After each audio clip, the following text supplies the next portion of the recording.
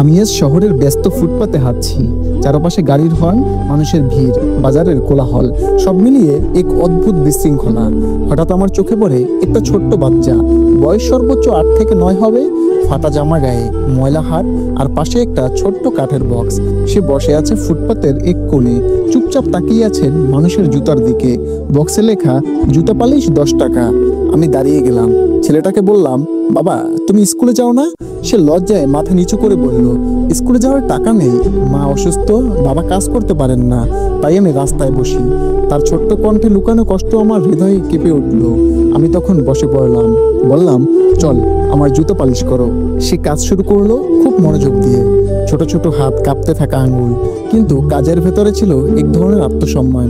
কাজ শেষে আমি তাকে বেশি টাকা দিতে চাইলাম, কিন্তু সে মাথা নাড়িয়ে বলল, না ভাই, আমি ভিক্ষা চাই না, আমি শুধু আমার পরিশ্রমের দাম চাই। ওই মুহূর্তেই আমি থমকে গেলাম। একটা ছোট্ট ছেলে যে বেঁচে থাকার জন্য লড়ছে, সে আমার থেকে বেশি আত্মমর্যাদা বুঝে। সে আমাদের শিক্ষা দিল, মানুষ হতে হলে ভিক্ষুক নয়, পরিশ্রমী হতে হবে। ভাইয়েরা, আমরা যাদের সেরা জামায় দেখি, যাদের ফুটপাতে দেখি, তারা বোঝায় না যে তারা ছোট মানুষ। তারা আসলে আমাদের চোখ খুলে দেয়, মানুষকে সম্মান করতে শিখায়। আমরা যদি সত্যি মানবিক হই, তাহলে তাদের পাশে দাঁড়ানো শিখব। মনে রাখবেন, একটা ছোট্ট ছেলের কষ্ট আমাদের পুরো সমাজকে আয়নায় দেখিয়ে দেয়। আর সেই আয়নায় দেখা সত্যিটাই হলো, আমরা যতটুকু পারি ততটুকু মানবিক হব।